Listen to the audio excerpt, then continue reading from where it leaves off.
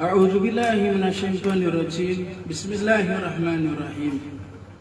Raja di raja, kita begitu kecil. Berbahagialah karena kalian bukan seekor keledai. Wahai wanita, berbahagialah karena kalian bukanlah monyet. Di Jerman, berbahagialah karena kalian bukan unta. Puji syukur kepada Allah Subhanahu wa taala. Dia telah menganugerahkan kemuliaan tertinggi dengan menjadikan kita sebagai manusia.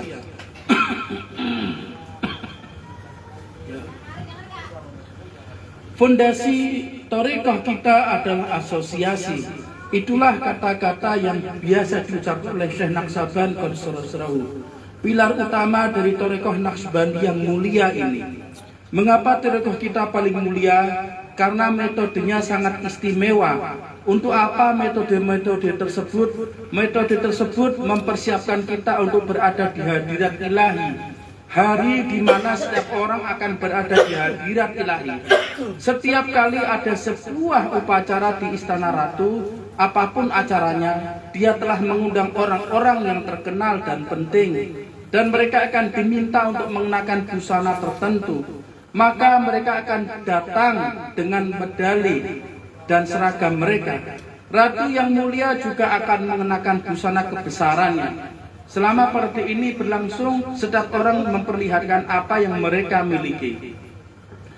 Dengan cara yang sama, setiap orang akan dipanggil dan diundang di hari kemudian untuk berkumpul di hadirat ilahi. Seperti halnya orang-orang yang telah diundang untuk menemui ratu yang mulia, mengambil busana terbaik mereka. Setiap orang akan datang dengan busana kebesaran mereka di hari kemudian, hari kiamat, hari pembalasan, hari akhir. Hari itu akan menjadi parade pertunjukan dan setiap orang akan membawa apa yang mereka miliki. Busana termegah akan dikenakan oleh Sayyidina Muhammad SAW. Beliau akan berada di sana bercahaya seperti matahari di langit. Tak seorang pun yang akan bertanya di mana matahari berada. Pada hari kebangkitan, setiap orang akan mengetahui siapa hamba Allah Subhanahu wa taala yang paling terpuji. Semua nabi akan datang dengan seragam istimewa yang terbuat dari cahaya. Setiap orang akan berada di sana dengan seragam istimewa mereka, jika mereka memilikinya.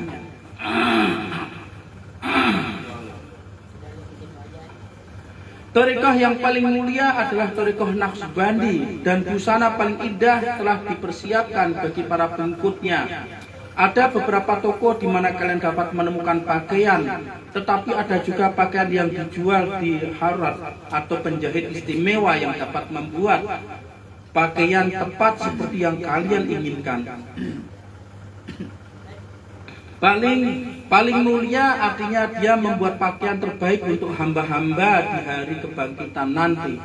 Thariqah ini bukan untuk dunia ini. Dia mempersiapkan kalian untuk Allah Subhanahu wa taala.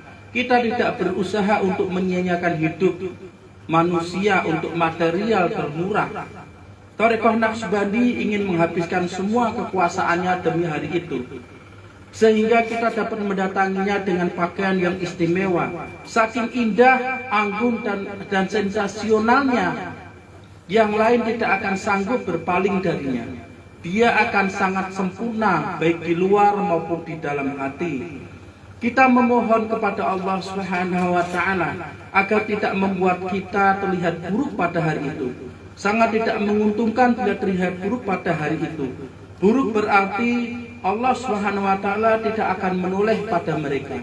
Jika Allah Subhanahu wa taala melihat mereka, mereka akan terlihat dengan raut wajah yang indah. Ketika pandangan Allah Subhanahu wa taala menghidupkan mereka, mereka akan terlihat begitu manis. Tak terbayangkan mereka akan berada di surga. Mereka akan berada di surga mereka dalam waktu sekejap tanpa suatu rintangan. Tak satu pun dapat menyakiti mereka. Mereka tidak lagi mempunyai penderitaan. Itulah target utama dari thariqah Naqsbandi. Dia ingin menjadikan kalian seorang hamba yang paling mulia di hadirat ilahi. Cobalah dan minta kepada Tuhan kalian untuk menganugerahkannya kepada kalian. Jika kalian minta, Dia akan memberikannya. Kalian tidak akan kehilangan iman kalian, atau amal baik kalian, atau niat baik kalian. Niat untuk melakukan perbuatan baik akan berkembang seperti tumbuhan yang tumbuh, berkembang dan menghasilkan buah. Tak ada orang yang pernah merasakan sesuatu yang lebih manis daripada buah-buahan yang tumbuh melalui niat kalian. Tumbuhan dari niat baik itu adalah tumbuhan yang sangat istimewa. Setiap orang akan menghadap hadirat ilahi dengan level yang sesuai dengan tumbuhan niat mereka. Setiap orang akan menemukan buah dari tumbuhan niatnya. Dia akan menghasilkan lebih dan lebih lagi. Berusahalah untuk menanam tanaman niat baik. Jangan menanam tanaman niat yang buruk. Itu akan membuat kalian menjadi buruk. Tak seorang pun yang akan menoleh kepada kalian. Berusahalah untuk membuat diri kalian menarik pada jalan di mana Allah Subhanahu wa taala akan menyandangkan kalian dengan cahaya ilahiyah dan kalian akan sanggup melihatnya. Melihat Tuhan yang Maha Kuasa. Jika Dia tidak menganugerahkan kalian dengan cahaya ilahiyah, kalian tidak akan bisa berada di hadirat-Nya. Ketika kalian berada di hadirat ilahi, kalian akan sanggup melihat cahaya ilahiyahnya, melihat wajahnya yang abadi. Itu adalah target terbesar, target utama kita, Tuhan kita. Dari masa azali sampai masa abadi, target tertinggi kita adalah Engkau, wahai Tuhan kami ya Allah. Tak ada yang lain, tak satu pun yang dapat disebutkan bersama Dia. Bagaimana mungkin seseorang dapat membuat target selain Dia, Allah Subhanahu wa taala? Segala sesuatu kecuali wajah ilahiyahnya akan sirna dan lenyap. Bagaimana mungkin kalian mengharapkan sesuatu yang akan musnah? Barang siapa yang menjadikan wajah ilahiyah dari Allah Subhanahu wa taala, barang siapa yang menjadikan wajah ilahiyah dari Allah Subhanahu wa taala sebagai target utamanya, dia akan memenangkan segalanya. Jika seseorang meninggalkan target itu untuk sesuatu yang lain, dia tidak akan menemukan apa-apa pada akhirnya. Dia akan melihat dan menemukan bahwa dia telah menyia-nyiakan hidupnya dengan hal-hal yang tidak berarti. Sebagian besar orang menghabiskan hidupnya mengejar sesuatu di mana pada akhirnya dia menjadi tidak berharga. Itulah kenyataannya. Jutaan orang meninggal dunia setiap hari. Mereka menoleh untuk melihat apa yang pernah mereka kejar selama hidupnya. Mereka menoleh untuk melihat apa yang pernah mereka kejar selama hidupnya, tetapi mereka tidak dapat melihatnya.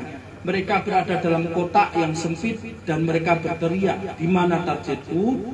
Apa yang kita kejar? Tak ada.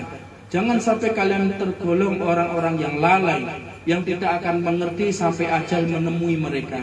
Sebelum kalian meninggal, kalian harus mengerti apa yang menjadi realitas dan kebenaran, sehingga kalian dapat meraih target kalian. Lain daripada itu, kalian akan seperti sampah yang akan dilempar keluar dari kota oleh dewan kota. Begitulah sejarah kita. Ini adalah kata-kata yang sederhana, di mana mereka membuat saya mengatakannya. Jika saya diminta untuk berbicara dalam bahasa Inggris yang tinggi, atau Jerman, atau Prancis, saya dapat berbicara seperti seorang Prancis, Jerman, Skotlandia, Irlandia, Pakistan, atau Arab. Sangat mudah untuk berbicara dengan bahasa berlevel tinggi, dengan hikmah yang tinggi. Tetapi apa untungnya? Ini bukan pertunjukan. Saya tidak akan melakukan pertunjukan seperti orang lain yang membuat pertunjukan dengan pengetahuan mereka. Itu tidak perlu. Kami ingin memberi orang-orang suatu manfaat, dan kalian semua seperti anak-anak di taman kanak-kanak, di hadapan orang-orang suci. Oleh sebab itu kami berbicara seperti ini. Bahkan jika ada orang yang berusia 70 atau 90 tahun di sini, kita semua adalah murid-murid TK, tak lebih. Jangan lihat pada janggut kalian yang tumbuh memanjang. Adalah lebih baik untuk menjadi anak TK karena tak pernah ada ujian dan tak seorang pun akan kehilangan. Setiap orang menjadi pemenang. Di sekolah dasar, SMP, SMA, akademi, universitas, setiap orang harus melewati ujian. Para orang tua terus-menerus datang kepada saya untuk berdoa bagi anak-anak mereka agar lulus ujian. Tetapi tak seorang pun yang datang untuk meminta doa agar lulus dari ujian TK. Jadi bergembiralah untuk tinggal di TK selamanya. Tak ada ujian. Wa minallahi taufiq. Wa minallahi taufiq. Bihurmatil habib, bihurmatil suratul Fatihah. Al-Fatihah.